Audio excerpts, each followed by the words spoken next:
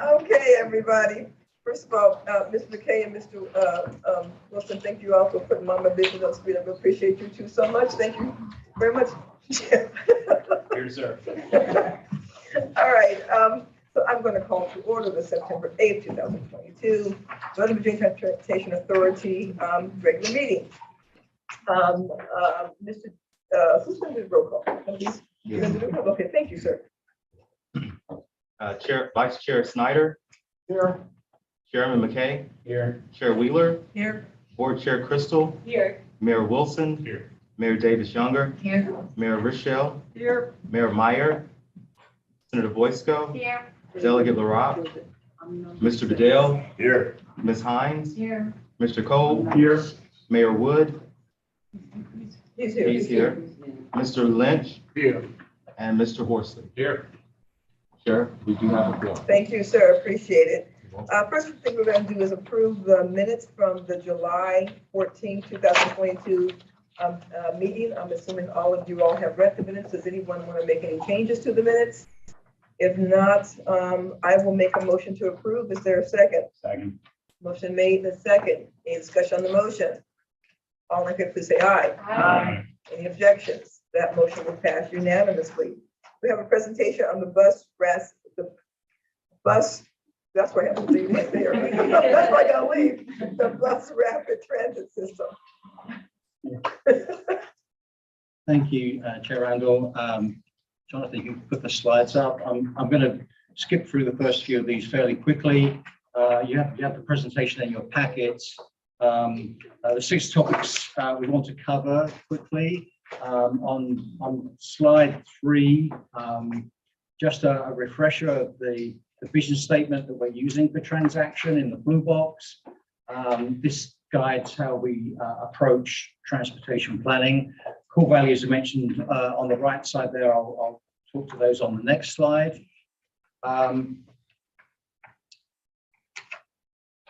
Just to be clear, within transaction, we have 3 goals. To summarize: enhance mobility, increase accessibility, and improve resiliency. These flow from the vision statement on the previous slide, and we have 3 core values. So essentially, the goals tell us what we want to achieve, and the core values tell us how we want to achieve those goals. And this presentation tonight is about bus rapid transit, BRT. I'll just stay with BRT for now. And those 3 circles in the middle, which represent the 3 goals, in the very middle of the middle, there's this sweet spot that BRT hits. And essentially what BRT does is it, from an enhancing the mobility standpoint, reduces dependency on driving alone.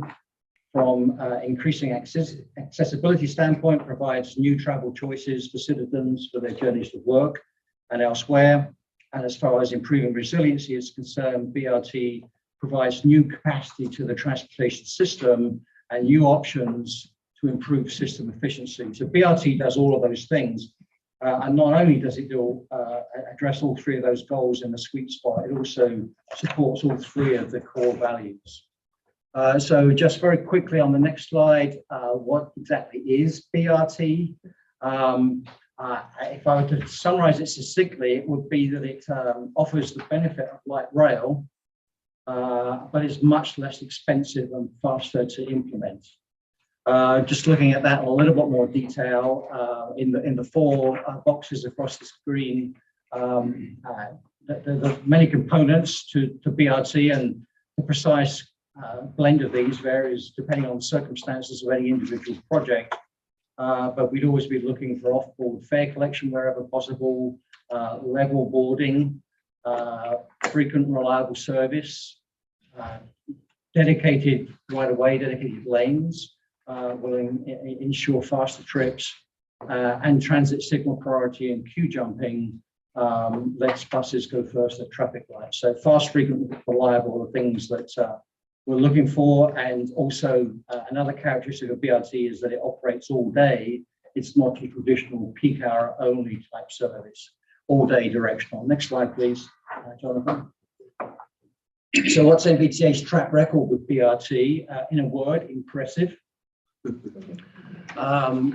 Just taking these in clockwise order, on the left, Richmond Highway BRT in Fairfax County. You've invested to date $330 million in this project. Next round, Northern Metroway extension in Arlington County, close to $29 million on that project. Top right-hand corner, Duke Street in Alexandria, $87 million on that project. Lower right, West End Transitway, $4.6 million on that project. And in the center and at the bottom, the Route 7 BRT, which is multi-jurisdictional, close to $1 million was for the original study on that project. I mean, overall, you're approaching $500 million in investments in BRT. And for context, in total for bus, $570 million, and rail, $323 million. We created this thing called a BRT Planning Working Group. If you go to the next slide. Just very quickly, a working group in our parlance is a group of staff, typically from our member jurisdictions and agencies who have relevant experience or interest in a particular topic. The working group has a narrow focus with specific outputs in mind, and as such, it works in a very tightly defined timescale as well. And the focus is on information sharing, particularly information sharing to NVTA staff, so we can inform ourselves on a particular topic, and participation is voluntary among the staff members involved. So the BRT Planning Working Group was created because we found that there was regional need that coincided with a gap. The need was figuring out how to reduce or reverse our dependency on driving alone and provide new, meaningful travel choices, while recognizing that metro rail extensions are unlikely in the next 2 decades at least. That's not to say we should stop planning for metro rail extensions. Quite the opposite, we must plan for metro rail extensions. But equally, we can't wait 2 decades or more to bring the relief that we're looking for in Northern Virginia. The gap that I referred to is that, as you saw on the previous slide, there are 5 projects underway already, BRT projects underway already in Northern Virginia, and there's great work being done individually on those projects. But what we did not see was a vision for a regional BRT system in Northern Virginia, with all the benefits that going to a regional scale will bring over and above the individual projects. So we saw no entity, state, regional, or local doing that. Transaction was coming up, so once in a 5-year opportunity to do this. And so we created this BRT Planning Working Group to fill that gap. At the onset of the current transaction update, we identified that an integrated, comprehensive regional BRT system offered the potential to support the vision and goals as well as the core values. Next slide. So just continuing on from that, we first met in March of 2021. We brought planners together across the Washington, D.C. region who were involved in current or had interest in pursuing potential BRT initiatives. And the scope is as outlined on this slide here. It was very broad. We wanted to see what is being done, what could be done, what we need to think about from a transaction perspective. I would also add that the focus of this working group was not local bus services. We felt that all of those member jurisdictions who have transit agencies do not need any help from NVTA to enhance what they're already doing. We saw no need to duplicate what was going on. We just wanted to fill the gap that we saw was missing. And there are several precedents for creating working groups. We have a modeling working group, which really helped us develop our thinking with many of your staff in developing our own approach to modeling, and at a larger scale, Ms. Backman created the Transportation Technology Committee to help us develop the Transportation Technology Strategic Plan and associated action plan. So these are very specific bodies that we create with a very specific purpose. The participants are shown on here, and just notably, we did reach out to Montgomery County, Prince George's County, and the District of Columbia DOT because we felt they had an important role to play, as did they. I would say among many things, there was widespread enthusiasm among your staff to work collaboratively on this topic across jurisdictional boundaries. Next slide.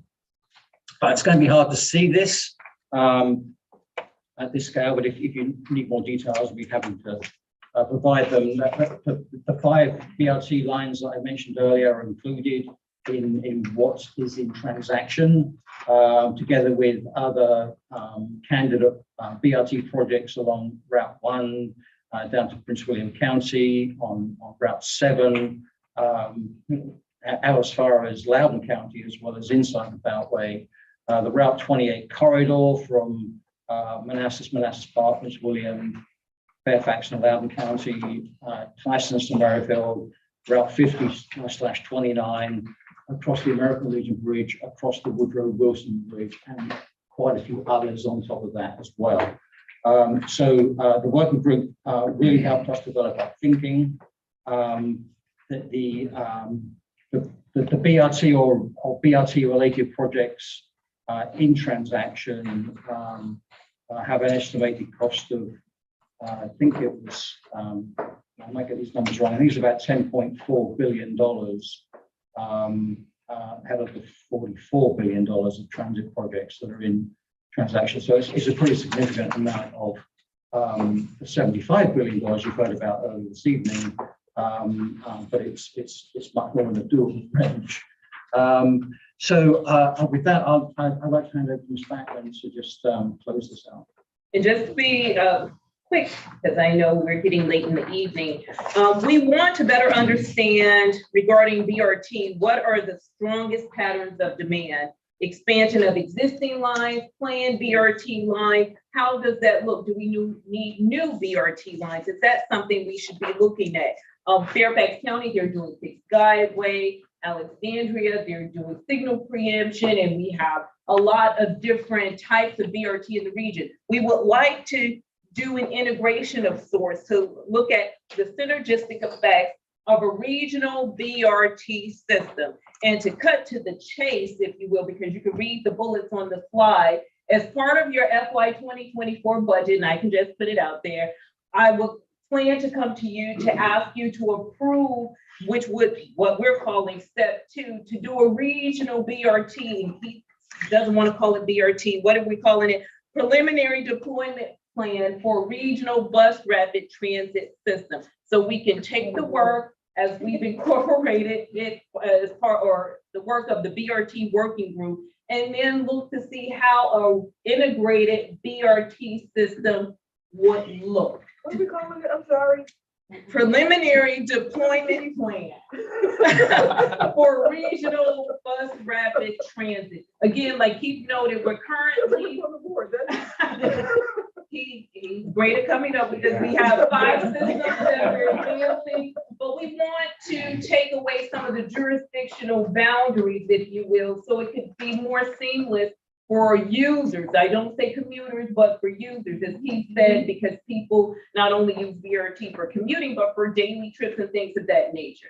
Again, wanted to let you know what's going on with the BRT working group. This is not a budget discussion tonight, but I am putting it out there. Okay. All right, thank you. Yes, Ms. Crystal. I'm aware of the hour, and so I want to belabor this. I just to see this plan after the plurality of comments that we've heard tonight, to me, this is the solution for how we change the policy of the authority to better reflect what we've heard from so many of our Northern Virginia residents and the imperatives of our climate goals and the quality of life that comes from having transit alternatives.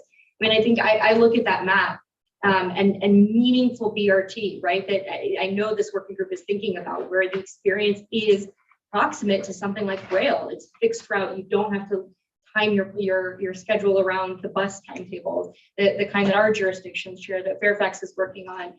To me, that is a game changer for a region. It is well within feasibility. And so I, for one, would love to see the extent to which, as we think about adopting transaction, that policy document can reflect an intended policy for the authority. I think there's probably a lot to explore about the exact right role for the authority. I think it's probably going to vary jurisdiction by jurisdiction. I could see it, playing a role as kind of an incubator for new ideas, especially cross-jurisdictional ideas. There are other players in this space, right? NVTC has taken some ownership along with Fairfax County Division Route 7. But the potential to me seems enormous, right? Whether that's optimizing our existing long haul commuter buses, right? Like OmniRide with stations in the median. So it really feels like a different ridership experience, whether it's connecting, the intra-city to the intercity. There's just, to me, so much work to be done here and so much potential for us as a region. So I didn't want to let this go by without emphasizing my, as you can tell, enormous enthusiasm for it. And my hope that we'll find some ways to make transaction, which really is kind of a policy document, an opportunity to set that out as a goal for ourselves. Thank you. No one else can match that enthusiasm. Thank you, Mr. Yes, sir. Quick question, is staff looking for anything from us tonight? No, not tonight. But when we come to you for the budget, I hope you remember this presentation. Well, that may be challenging, but I certainly support Chair Crystal's comments.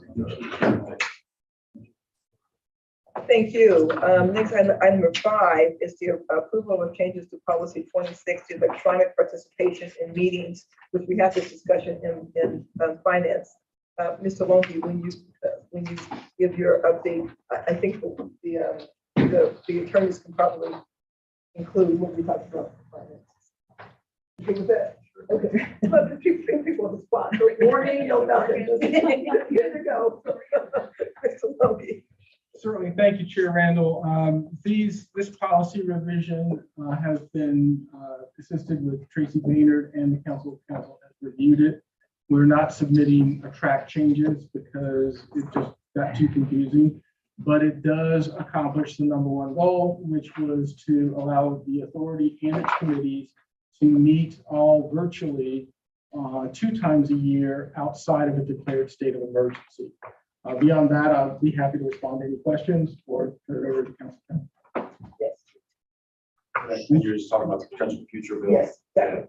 I think what Chair Randall mentioned earlier is there's a potential future bill that might allow committees that aren't necessarily the governing body and the higher level committees to have all virtual meetings throughout the year.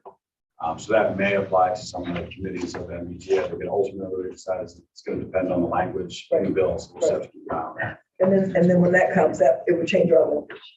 Yeah, then we're going to have to change this policy next year if this Yeah. changes. Which we've talked about this before and for a long time. So yeah. So without any questions, I would just recommend approval of these policy changes. That's a motion. Second by Ms. Boysko, Senator Boysko. Discussion on that motion. All in favor, say aye. Aye. Any opposed? That motion will pass unanimously. The next item is item number 6. While that is being explained, I'm going to check out. Mr. Snyder, it's all you, sir.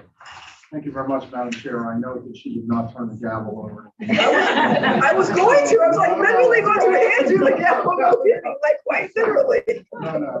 No. All right, so agenda item number 6, which will be FY 2023 operating budget adjustments. Mayor Rachel, do you want to comment on that or ask staff to take that? I would ask Mr. Long. Okay. Mr. Long. Thank you. This budget adjustment is, if the authority remembers, for the FY23 budget, a position was approved to start in January of 23. We note that we have a promotion within the authority. Our modeler position was filled internally, which created a vacant planning position, which is in the process of being recruited now. We have adequate salary savings from other salary lapses, unfilled positions to cover the financial costs. This is just to have the authority approve the earlier hiring of that position, so we don't have to do 2 recruitments back to back, duplicating staff time and duplicating advertisement expenses, etc. With that, I'd be pleased to respond to any questions. Thank you very much. Mayor Rachel chairs the budget committee. Any comments? I support. Okay. Any questions or comments on this? Mayor Rachel, would you make a motion, please? I move the authority authorization to advance the hiring of the regional transportation planner approved in the FY 2023 operating budget forward from January 23 to September 15, 22. There a second? Okay, thank you. Any questions or comments? All those in favor signify by saying aye. Aye. Opposed? Abstentions? Item passes unanimously. Next item on the agenda, item number 7, approval of recommendations to reallocate transform 66 outside the Beltway concession payment funds for Prince William County. Ms. Backman. Thank you, Mr. Chairman. Just to be brief, as a refresher, on July 13th, 2017, the authority with input from the local jurisdictions, we developed a project list for $500 million in concessionaire funds as part of the Transform 66 Outside the Beltway project. The authority, we make a recommendation to the Commonwealth Transportation Board as they are the decision-making body for that funding pot. On July 28, 2022, Prince William County requested transfer of some of the concessionaire funding that they received. They would like $2.9 million in Transform 66 funds from a balance entry account to the Route 234 Ballsport Road Interchange Project, and $9.2 million from balance entry to the Devlin Road Widening Project. This transfer request was discussed with the RJAC and was recommended for approval. Thank you very much. I entertain a motion. Make motion. I move the authority recommendation to the Commonwealth Transportation Board to approve the transfer of $2,929,911 in Transform 66 concession funds from balance entry to the Route 234 Ballsport Road Interchange and $9,222,288 from the balance entry to the Devlin Road widening. Thank you. Is there a second? Second. Motion made and seconded. Any discussion? Just that Prince William appreciates the transfer of the funds and if they should use it all, really fix it. Thanks much. Any other discussion? All those in favor signify by saying aye. Aye. Opposed? Same. Item passes unanimously. Next item on the agenda, approval of recommendations to reallocate Transform 66 outside the Beltway concession payment funds for Fairfax County. Ms. Backman. Mr. Chair, along those same lines, Fairfax County requested on August 25th the transfer of $814,000 from the concessionaire funds from a balance entry account to the Lee Highway Pedestrian Improvements Project and $314,000 to the Route 50 at Waples Mill Road Intersection Improvement Project. And I just want to note, these are projects that the authority approved originally in 2017 as part of endorsing the project for concessionaire funding. Thank you very much. Entertain a motion on this item. Thank you, Mr. Snyder. I move authority recommendation to the Commonwealth Transportation Board to approve transfer of $814,022 in Transform 66 concession funds from the balance entry account to Lee Highway pedestrian improvements and $314,728 from the balance entry account to Route 50 and Waples Mill Road intersection improvements. Mr. Chairman, would you repeat that, please? I'll include the UPC numbers. Thanks so much. Is there a second? Thank you. Any discussion? We have serious questions. Hearing none, all those in favor, signify by saying aye. Aye. Any opposed? Any abstentions? Item passes unanimously. Next item on the agenda is item number 9, approval of a letter of endorsement for Virginia Department of Transportation FY 2022 Bridge Investment Grant Program application. Ms. Backman. So, Mr. Chair, VDOT is requesting endorsement of their bridge investment program application. Of course, there are a lot of bridges in our region that could really use a repair. These bridge project grants are awarded on a competitive basis and are reserved for projects with eligible costs less than $100 million. And the rest of the information is in your packet, but I do want to note that VDOT would like to use this funding for the I-395 ramp replacement. It's in Arlington County. It carries southbound traffic from 395 to Route 1, heavily traveled corridor.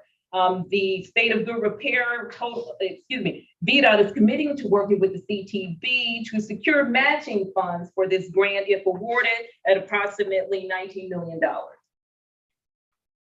Okay, thank you very much. Is there a motion on this item? Move approval.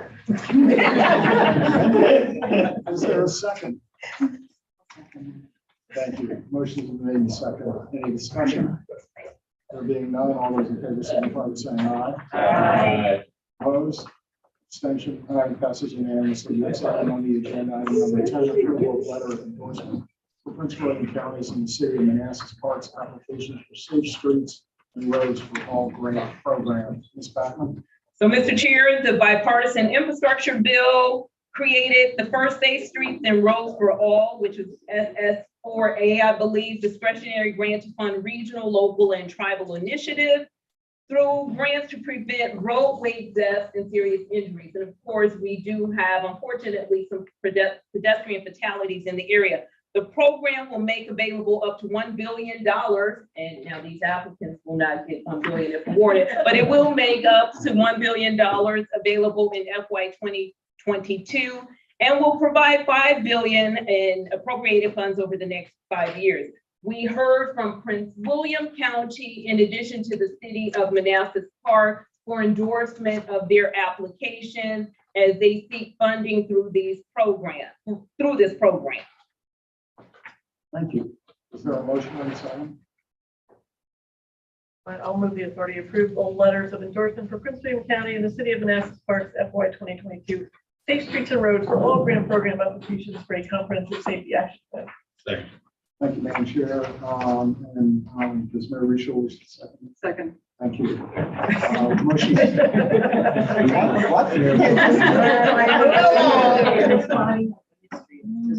Picking the right person to second. Sorry. Thank you. Any discussion? All those in favor signify by saying aye. Aye. Opposed, abstentions, item passes unanimously. Next item, we've now moved into discussion of information items. Next item, item number 11, travel trends update. Faroon is joining us remotely because he's quarantining, but we do have an update regarding travel trends. Faroon? Thank you, Monica. Good evening, Vice Chair. Can you all hear me? Yes. Okay, I'll be very brief. I know it's very late in the evening. So in last report, we have shown some national trend, specifically for pedestrian fatality, which are showing like substantial increases nationwide in 2020 during the pandemic, and the rate is not subsiding well into 2021 and even in 2022. So we have checked VDOT crash data to see how we fared in Northern Virginia, and I'm happy to report that between 2019 and 2020, the rate of vehicle to bicycle and pedestrian crash rate is statistically same. So we have not observed any increases between 2019 and 2020 in Nova. So that's a good news for us. In the corridor level, Route 1 showed the maximum number of fatalities in 2020. On the highway side, there is nothing new to report. In the PM peak, we are still observing a lower rate of travels in terms of volumes and both speed.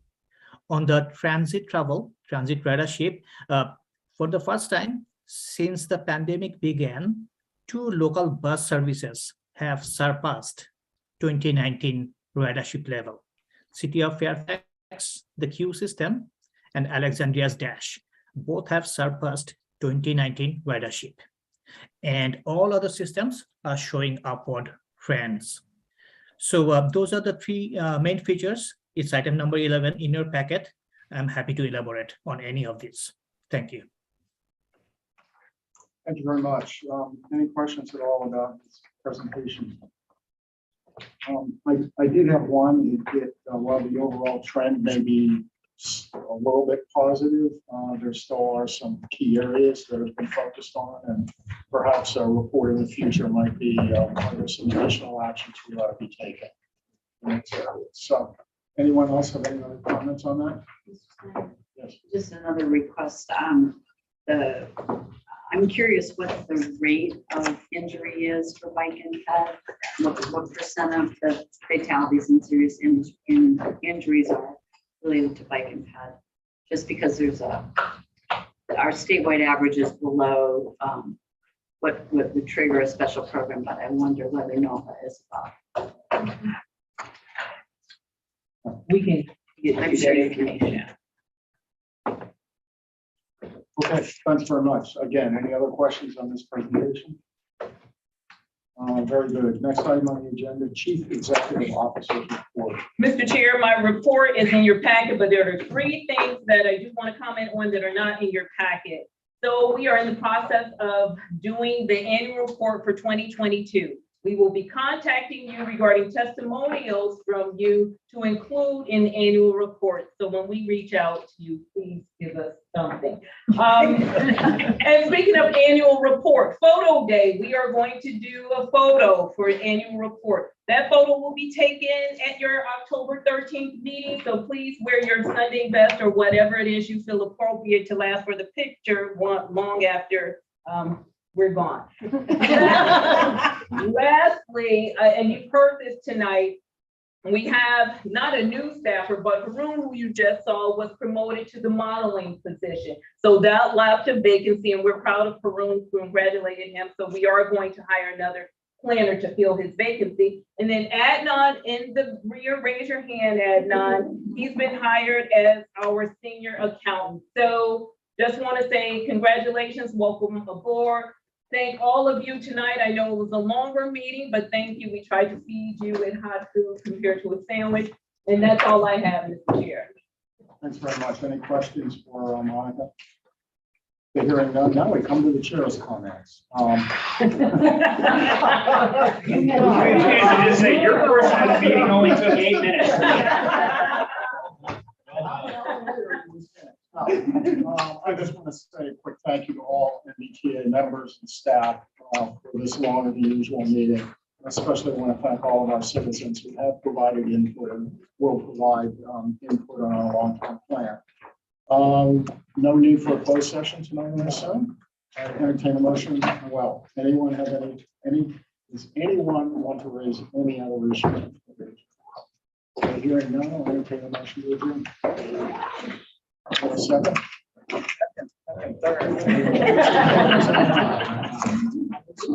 Thank you.